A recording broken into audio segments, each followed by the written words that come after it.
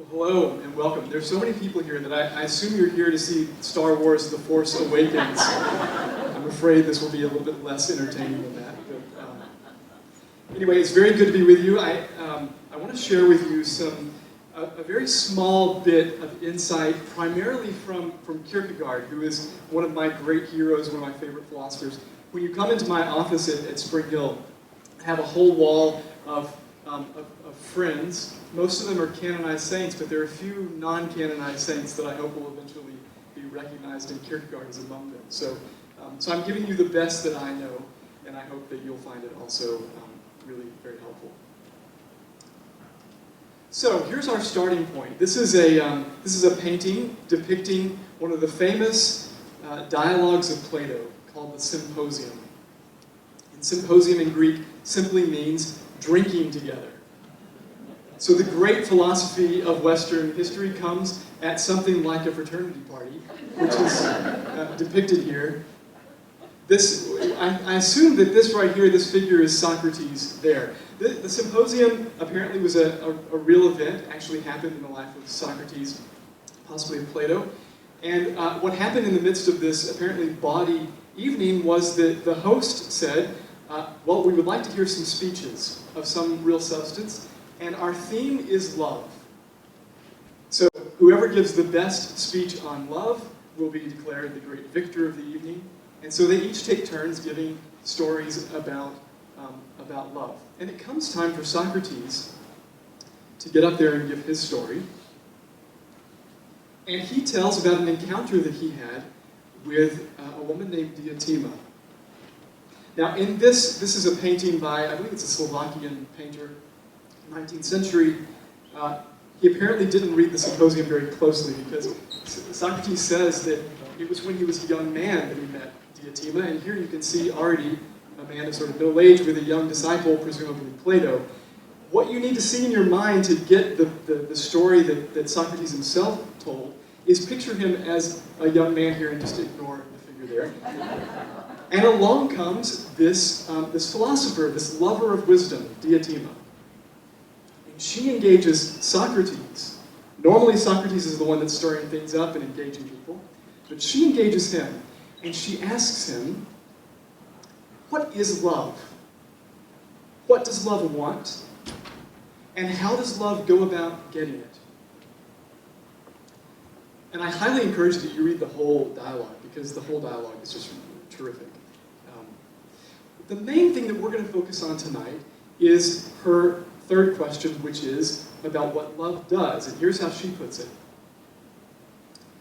We would rightly say that lovers literally love, eros. We would rightly say that lovers do something with eagerness and zeal. So what is it precisely that they do? What does love do? How does love operate? That's the great question. And for this, we turn to Napoleon Dynamite. Now this means nothing to, if you're over 30 years old, you have no idea what Napoleon Dynamite is. And I myself only saw it when I was past my prime, really. I didn't get it the first 3 times that I saw it. Then I saw it a 4th and 5th time, and I understood it. But there's this key scene in Napoleon Dynamite. Let's see if I can actually make this thing work. And unfortunately, I have to explain, I'm going to have to probably do the dialogue for you, because the sound system in here is not working terribly well. So we'll see what happens. But this is a key scene in Napoleon Dynamite in which this man is going door to door trying to sell things that no one really wants. It's like Tupperware or something like that. But then he pulls out the pièce de résistance. Let's see if the technology will cooperate.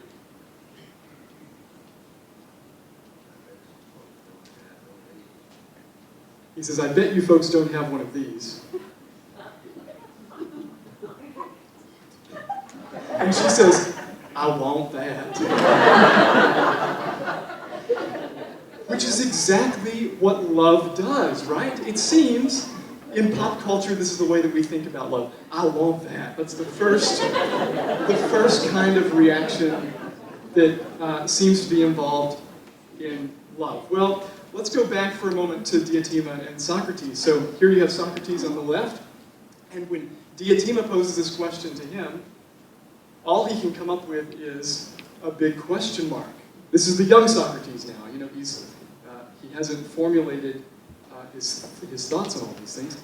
He can't figure out how to respond. What does love want? How does it operate? He can't really give a response. So I want to challenge you for a second. Before we go on to Diotima and her response, I want to ask you, take a second and think, how would you respond to that question? How does love operate? What does love do? How close does Napoleon Dynamite come to the way that we think about love operating?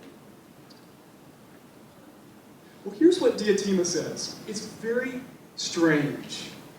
In fact, I think it's one of the most astonishing claims in the whole of Western philosophy. It is astonishing. She says, well, I'll tell you, Socrates, since you don't understand. What love does is give birth in beauty. And to really make the point very clear, because that's still a bit of a question mark for us, she says, let me say it again a little bit later in the dialogue, what love wants is not beauty, as you think it is, young Socrates. And here she adds another word to just reinforce the same point. It's reproduction and giving birth in beauty. Which is a strange claim. Very strange. I don't think any one of us would have come up with that if we had to write down our answer a moment ago. What love does, the way that love operates, what it wants to do is to give birth, to reproduce. At which point, Socrates says, I haven't the foggiest clue what you're talking about. It would take divination to figure out what it is that you mean. I don't know. Well, Diotima, I'm not going to go through the whole of her argument here, but she takes a little turn at this point, and she uses a strategy that Aristotle will refer to later in the Metaphysics. She says, okay, well, let's just look around the world and see how things operate. Let's just look and see what's there. It's very scientific. Now compare that to how we would normally deal with the question of love. We would put on our earphones and we would listen to some music and we would turn inward and we would try to figure out from our own experience, subjective experience, how love operates. That's not the way the ancients worked. They were realists. Plato, Aristotle, they were realists. So they want to look around and see, well, what do we find in reality? And so here's what Aristotle says in the Metaphysics. What has corrected all of our mistaken ideas in the past is, as people advanced, it was reality itself that showed them the way and compelled them to search. So Diotima is going to look and see how things actually work, looking around the world. And here's what she notices. Whenever animals or persons draw near to beauty, they become gentle. And they put on cologne and they try to smell good. And they become joyfully disposed, and then, by golly, they give birth and they reproduce. That's just simply what happens if you don't intervene. And so when we have this word reproduction, which is her emphasizing ever more strongly this idea that love gives birth, she's using a word that will take on great significance for Christians later with the Septuagint, the Greek translation of the Old Testament. The word that she's using there is genesis. We will say Genesis later. I just flagged that to your attention now because I want to come back to that a little bit later. What love does is it generates. It makes a genesis. That's the characteristic way that love operates. And then you try to tell that to these people here. What? No. Love seems precisely to get in the way. I mean, giving birth seems to get in the way of love. We try to find all kinds of ways around it and all this. And so I found this is a great statistical analysis. Reasons for unintended pregnancy. Now, read this as a philosopher. Don't read this as a social scientist. I'm a social scientist. I'm asking you now to read this as a philosopher. And it's got all this analysis of why unintended pregnancy occurs, and we've got instrumental reasons, the failure of contraception, the non-use of contraception. And I think to myself, I look at this as a philosopher and I say, I think there's a category missing here. I think it's failure to read Plato. That's the real reason for unintellectual concept. You clearly have misunderstood the problem here, because pregnancy is exactly what you intended, right? And so it changes to 100%. Failure to read Plato is the reason for unintended pregnancy. This is all a bit tongue-in-cheek, but I think you get the point, that she's making an astonishing claim here. We have to see, we can't domesticate diatima on this point. We can't defang what she's saying here. It's a strange and jarring and astonishing claim that she's making. See it again, what love really wants is not beauty as you think it is, kind of naively. It's reproduction and giving birth in beauty. Here's another way of thinking about that. Eros passionately wants to give, not to take. And we naively think of Eros as wanting to take for itself. I want that, right? That's the way that we tend to think about erotic desire, eros, love in its most unreflective form, right? I want that. And yet what diatima is claiming is that what eros really wants is to give, which just seems totally bizarre. And so at this point I ask you, is this an answer? Or has diatima merely posed another more profound question? The question all of a sudden seems to be, if diatima is right, I don't know the first thing about love. I don't know the first thing about eros. It's profound. And so this is my question for this paper that I wrote and what I want to share with you tonight. What in the world could she possibly be talking about?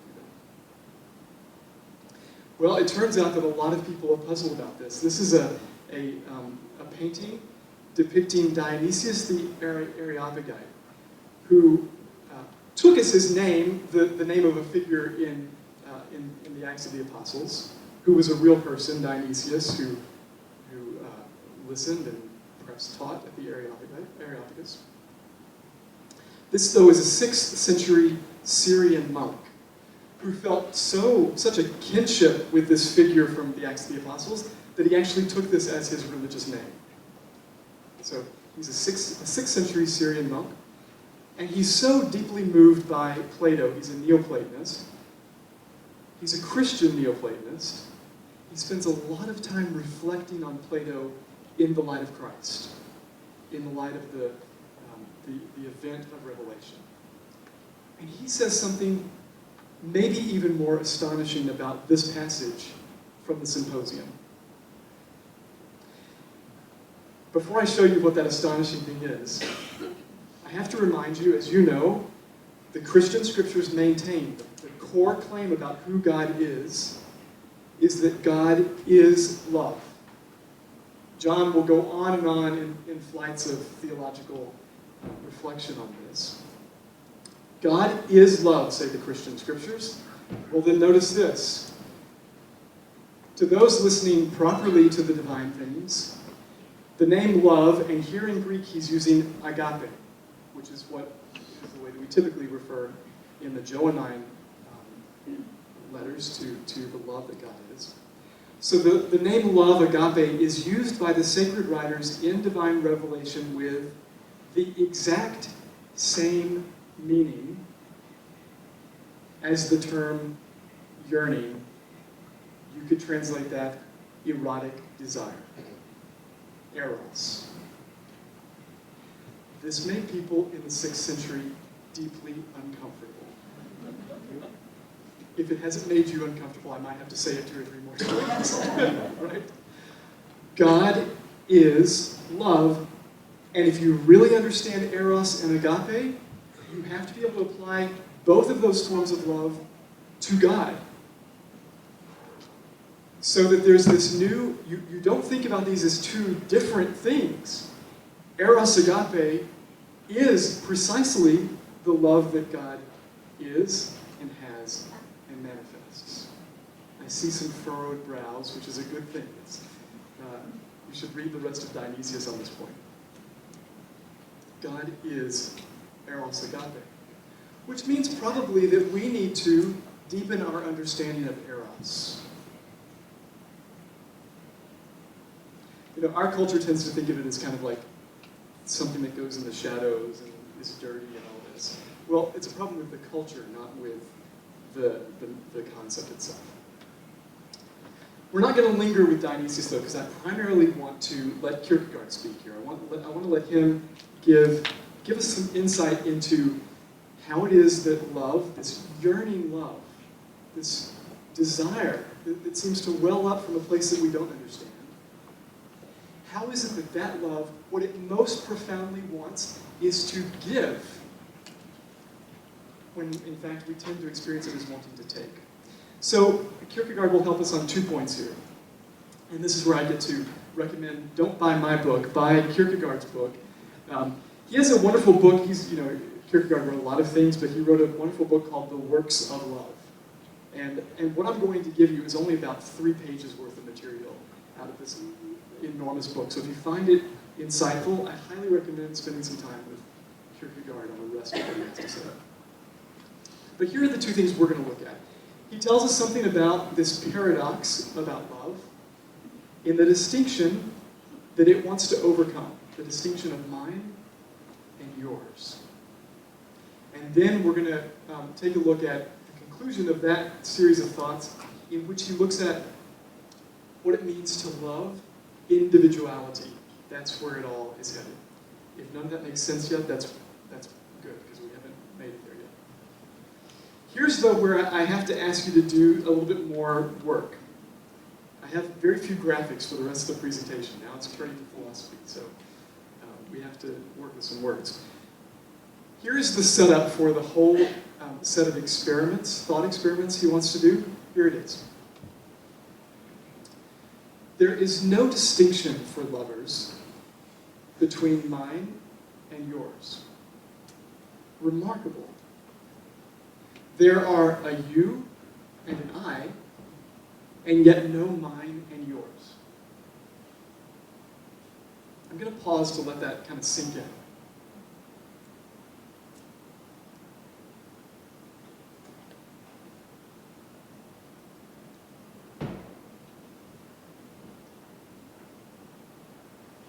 So now he wants to kind of go a little bit deeper here. Same idea, but he wants to go a little deeper. For without you and I, there is no love. But with mine and yours, there is no love. But mine and yours are in fact formed out of you and I, and consequently seem necessary wherever you and I are. Okay, if you feel like we're going in circles now, stay with me, stay with me. What he's doing here is he's saying we've got on the one hand this possessive idea of mine and yours, and it seems like for all the world, in order to talk about what is mine and what is yours, there must be a subject I and a subject you. If you get rid of the 2 subjects, love disappears. But love wants to get rid of the distinction between what is mine and what is yours. So it's got to do some incredible trick here to delink the subject I from the possessive pronoun mine.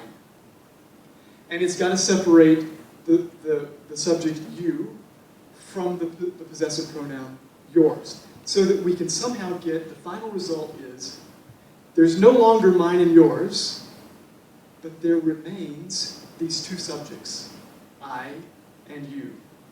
That's the requirement for love. With me so far? Okay. Then he says, now, this holds true everywhere except in love, which is the fundamental revolution. It is usually the case that I and you have to go with mine and yours in exactly the way that he's talked about before. But in love, in a way that he's going to have to try to explain to us, something happens in which these are delinked and something new transpires. How in the world do you do that? Well, he proposes, I asked this question. How in the world does love get rid of this distinction, mine and yours? And since Valentine's Day is coming up soon. I want to propose to you the typical way that we tend to think about how we get rid of this distinction, mine and yours. How does love usually operate? We do this. We take out our sweetheart candy, and we give this to our Valentine, and what do we say to them? Be mine. See, that's how I want to get rid of the distinction between mine and yours. I want to make you and everything of yours mine. Which is exactly the way that we naively think about eros. I want that.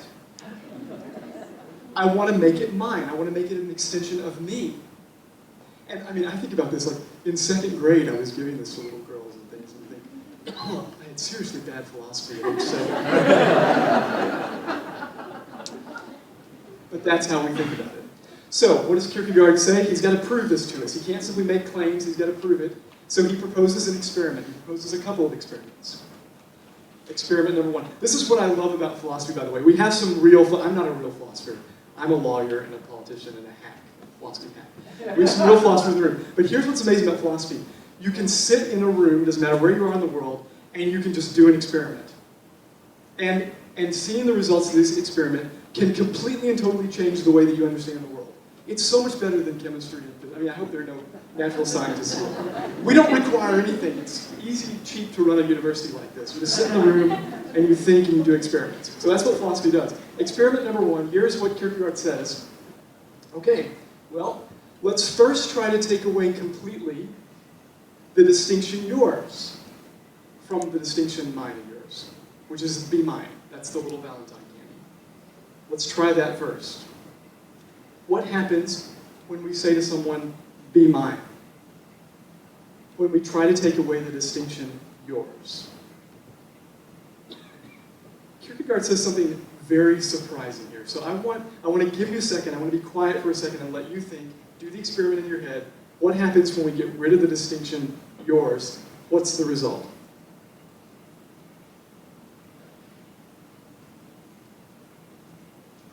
And Kierkegaard says, then we have crime.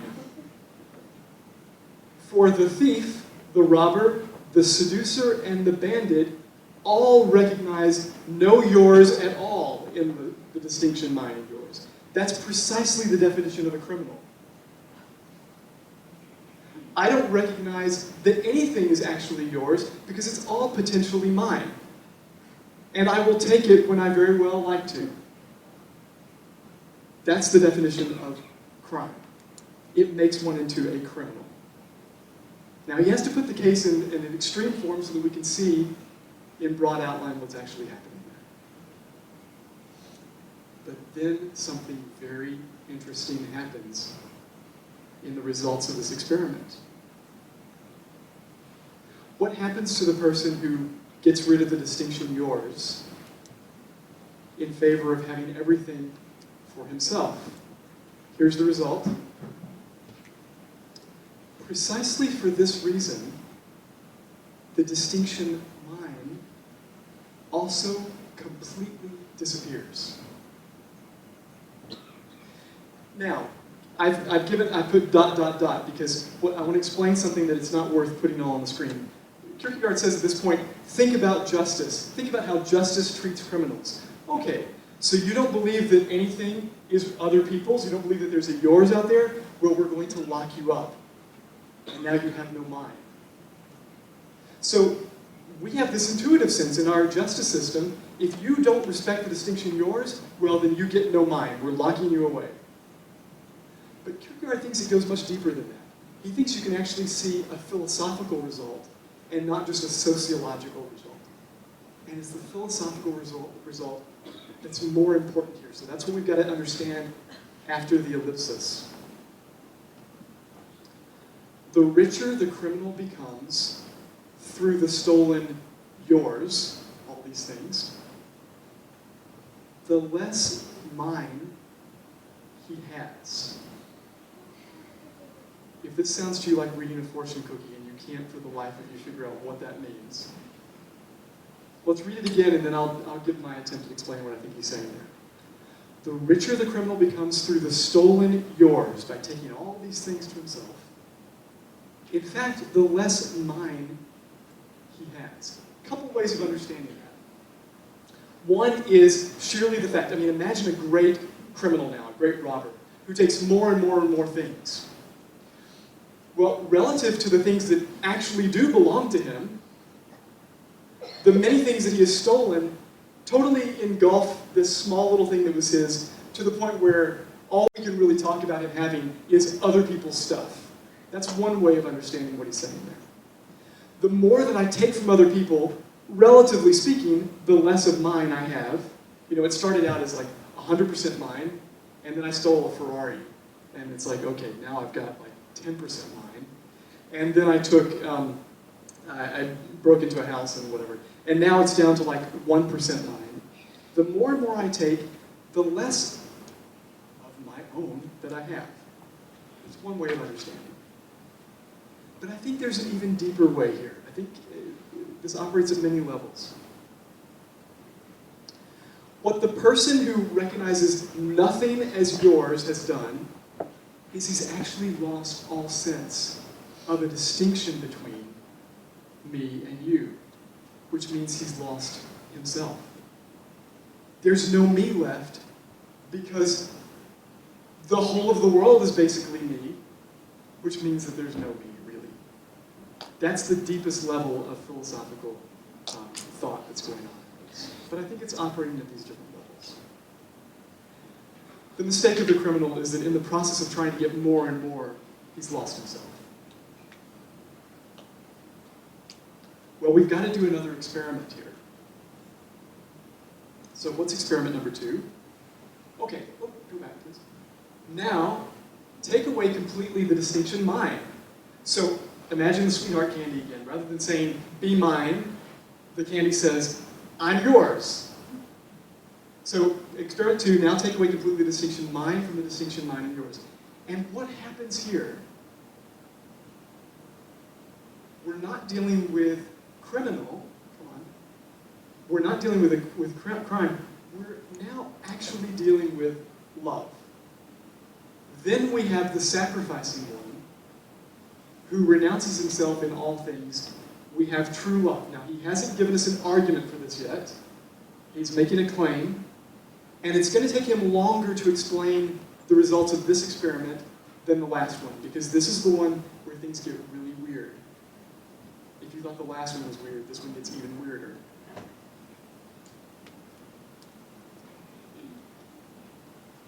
He says this is the result. At the same time, the category yours completely disappears. The person who has said, I'm giving myself totally over, I have no mine anymore, something remarkable happens, and all of a sudden, the distinction yours also disappears for this person. Now, back up for a second. What the criminal wanted was to go straight to making the distinction yours disappear. I want to take everything from you and make it mine. But look at what's happened. I now give away the mine, and I get the thing that the criminal wanted, which is everything else. How in the world is this possible? Everything becomes the possession of the true lover. Well, hold on, Kierkegaard. It sounds to me like you're selling a bill of goods because you haven't explained how this happens. So let's see what he says. When in fact I know of nothing which is mine, when not a thing is mine, then everything is indeed yours. Which it also is in a certain sense. And sacrificing love considers it so. Step 1.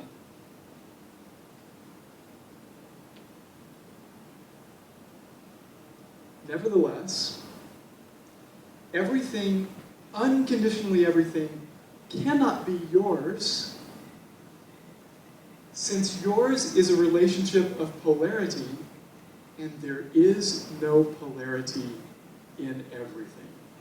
There's the key step of the argument, and we're going to have to try to understand that. He's speaking in technical terms here, so my job is to try to make that a little bit clearer. Let's look at the last little step here, and then I'll go back and try to help us work our way through it. then something wonderful happens, he says. Heaven's blessing on self-renunciation's love. In the mysterious understanding of blessedness, everything becomes his. Belongs to him who had no mind, who in self-renunciation made all of this yours. And here's where, this is why I love Kierkegaard. It blows your mind, and it's deeply Christian, and you can't quite figure it out, but you want to ponder it. That's what's so great about Kierkegaard. So what is he saying here? Look at step 2 again. I've given everything away. I consider everything of mine to belong totally to you. I've given everything away. I really consider it yours. But in fact, when we're talking about everything, not partial, not this part and that part and that part, well, in everything, there is no division. And if there's no division, there's no distinction, and therefore there's no mine and yours. Is it a card trick? What do you think? Is it a card trick? And here, what I'm going to try to do for the rest of the lecture is show you how you already know this and you already believe this in the most standard, concrete examples from daily life. You already believe what Kierkegaard is showing you. If I give everything away, there is no room for there being a division or a part. And so, miraculously, somehow, I gain everything back. With more. With more. It's heaven's multitude. It's an extraordinary thing about the feature of reality. Well, how do we prove it? Okay, well, I'm going to start from Scripture, and then I want to go to some examples from daily life. Okay, here is the story of the prodigal son. And notice at this key moment in the story of the prodigal son, the father says, not to the son who's returning, not to the prodigal, but to the older brother who's really, really angry that he never even gets so much as a little goat. You didn't even, all these years I've stayed here and I've served you, you didn't give me anything. I got that Ford Pinto when I turned 15. It's like, come on. Nothing. And what the father says, notice what the father says. He says an extraordinary thing. He says, son, everything that I have belongs to you. Everything I have is yours. It's the opposite of the little Valentine candy. It's not, be mine, I want to make you an extension of myself. It's, I've given you everything that I have, and if I had more, I would give you more. The reason that I propose that we think about this is not because it's a Bible passage. I don't think that really, we don't have to resort to that. We're doing philosophy tonight. We can talk about theological implications, but we're doing philosophy. I think what this illustrates is a basic principle that every parent knows. Everything is yours. The moment when the little baby comes out and you just melt and you're like, oh my golly, okay, yeah, you can have anything you want, A $50,000 wedding, okay, yeah, everything. There's not a single thing that a parent would not give that is good to his or her child. We just know that. And we don't even have to reflect on that. We don't have to do a great deal of philosophical reflection on that. It's just something about who we are, our constitution. It's something about reality.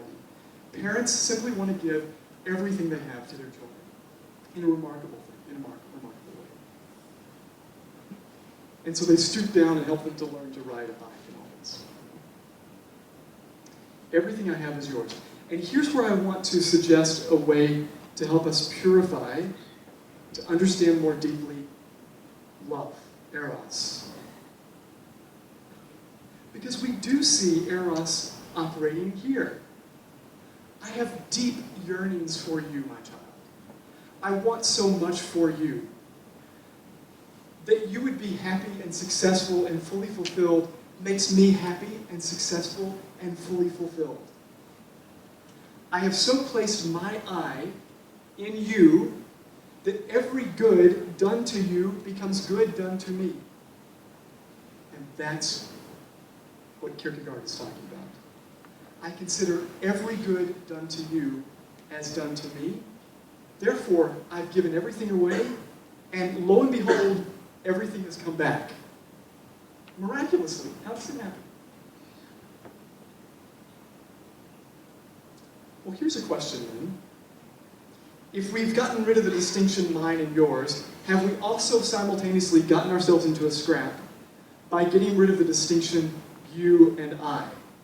And now I want you to think of the smother. Do you all know what a smother is? Or the helicopter parent? Yes? The smother is the mother who's so involved in making the child happy that it's really the mother's happiness in all this. It happens with fathers too. When we've gotten rid of the distinction mine and yours, have we simultaneously gotten rid of the distinction you and I?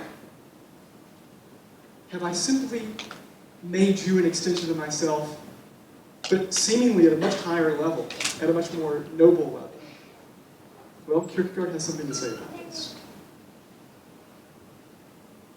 And what he has to say requires first looking at the Trinity. It's a philosophical gaze. There's good reason to have a theological gaze at the Trinity. But here we're trying to understand something through rational reflection about the Trinity. This is that famous icon by Rublev, the Russian, I believe he was a monk. Yes, was he a monk? Yeah. This is the famous icon of the Trinity, 15th century. There's way too much to say about this, so I only want to say one thing. One is, let's reflect on what the Trinity is. 3 persons in perfect unity without destroying the reality of individuality. And that sends philosophers and theologians for centuries into desperate attempts to understand how this could even be possible. Perfect unity without destroying individuality. But notice, this is what people have noticed by studying and praying with this icon. Here you have the Trinity seated around the table, but notice this space right here. There's a space at the table for the viewer of the icon. This is not a little 3-person group that's like a clique in the calf. This is for the Spring Hill students. There may be another seat here, but there's no room for you. This kind of thing. This is not an inward-looking community that is so wrapped up in itself that it has no room for anyone else. The Trinity has an enormous amount of room for other people to sit around the table with them without destroying their individuality. Creation for Christians is not going to be a fall from a perfect state, as it will be for some of the Platonists, the Neoplatonists in particular. It's not a fall from a more perfect state. It's an opening up because the Trinity itself has room for more persons in its life. I think this is one of the most beautiful messages of Christianity. God has room in his inner divine life for me, which is totally bizarre. I mean, really reflect on that. That is totally bizarre. Why would God, who is perfect in himself, need to bother with anything else? And not only that, but to genuinely allow this other being to be a real individual. It makes no sense. This is where you see really the transformation of Christianity. God respects individuality and wants more and more of it. Here's how Kierkegaard puts it.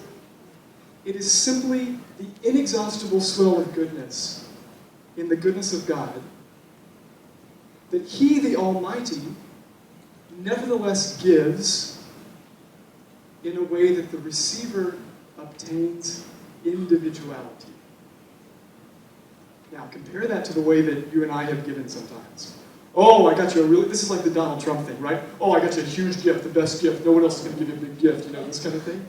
I give in such a way that the gift refers back to me. I love to do that. I put my name in this big card on there. And, this is always, I'm going to a wedding at the end of May, and I'm trying to find a way to give a sincere gift that doesn't refer back to me, but I can just sense that, like, oh, I hope I've got the best wedding gift, you know? I know them better than anyone else. But see, that kind of gift is making a claim on the person that I'm giving to. It's making them an extension of myself again. And God does not do that. God doesn't simply make us an extension of himself. When he gives in such a way that the receiver understands the thing given as if it just belongs to him or her, respecting the individuality of the one who is receiving.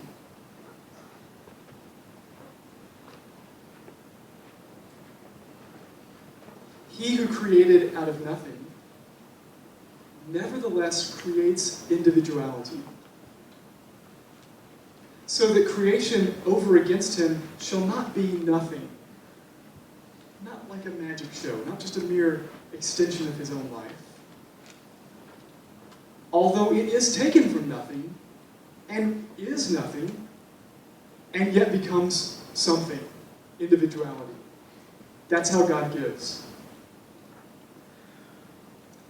Kierkegaard at this point, this is like Kierkegaard at his best. He imagines a conversation between God and the slightest, most insignificant, most plain-looking, poor little overlooked flower in a field full of really impressive flowers. And I think it's like that one right there, basically. I mean, he's kind of short, you know. If the shade catches him the wrong way, he's not going to grow anymore. He's stunted, right? Imagine a conversation now, says Kierkegaard, between Almighty God and this little pathetic little flower. And if you think that that's kind of charming, well, I mean, am I that different, really? Am I really that different from that little insignificant flower? If I'm honest. Here's what the flower says. Let me be something for myself. Something distinctive. Let me somehow add to the glory of the universe. Please, that's what I'm asking. But you're just this little insignificant flower. No, God says, imagines Kierkegaard, that love helps it to become something with its own distinctive individual characteristic. That's the way that love operates. It doesn't like trample the flower and be like, no, I'm going over here to the orchid or something, you know? No, even this little pathetic little flower, God sees that the mere being, the mere existence is good, and so he helps it to be. That's the way that love gives while respecting individuality. The true lover does not, this applies to you and me as much as to God, the true lover does not love his own individuality. He rather loves each human being, and you might say each creature, according to the other's individuality. What I love about you is that you are not me. You are not a mere extension of me. You are you, and I love the fact that you are you, an individual. And I don't in any way want to stamp on your individuality. I want to help foster it. That's what God says, remarkably. This is compared to our normal disposition, which Kierkegaard describes as small-mindedness, pusillanimity. Small-mindedness, by contrast, has fastened itself tightly to a very particular shape and form, which it calls its own. If you've never read C.S. Lewis's The Great Divorce, there's a wonderful character in The Great Divorce who's exactly like this. And he's just shocked when anyone's not like him. And in fact, the way that Kierkegaard describes it in this next quote is precisely the way that C.S. Lewis describes it. This person thinks that they have the definitive form and that no other form can exist out there. And so, when small-mindedness sees genuine individuality, it feels like a refutation. It's like, oh, you're not me. Well, then you must be lesser. It feels, therefore, a damp, unpleasant anxiety upon observing another person's individuality. And nothing is more important than to get rid of it. I think Kierkegaard has hit the nail on the head here. It's like, oh, I just can't stand that person, you know, this kind of thing. I mean, I don't think he's off in fairyland here. I think he's describing something that we experience all the time. When I slip into small-mindedness, all I want is to just get rid of everything that's different from me. In fact, I might run for president and make that my campaign mantra. Please watch Fox News tonight just so that Donald Trump doesn't have a chance to be president. Small-mindedness cannot stand a genuine individual. And so, what do? We try to let the Trinity form us. I mean, I think that's what we're trying to do at Spring Hill College. It's what we're trying to do in any Catholic university. Let the Trinity genuinely imprint its unique life on me and my community. Deep, perfect unity that insists on individuality, respecting individuality, fostering individuality. That is how the Trinity wants to form the world. Here's what Kierkegaard says about it. He who has dared before God, notice, and that's his emphasis, not mine. You have to do this in the sight of God. It has to be with a contemplative gaze. He who has dared before God to be himself has authentic individuality and has come to know what God has already given to him. In the same sense, he believes completely in the individuality of every single person. If I genuinely reflect on everything that's been given to me who is this little, insignificant flower, you think, why? Why in the world would he bother? If I really reflect on that and let that penetrate into the depth of my interior life, then you better believe it's going to change the way I go into the world. And I'm going to find every little flower and rejoice in it and do everything I can to foster it. That is the result of this philosophical investigation, says Kierkegaard. So, I think what she should be saying at this point in Napoleon Dynamite is not, I want that, but what do I want? Philosophy begins with a question. It wants to know an answer to something. It requires deep introspection and reflection on reality, and reality will teach me.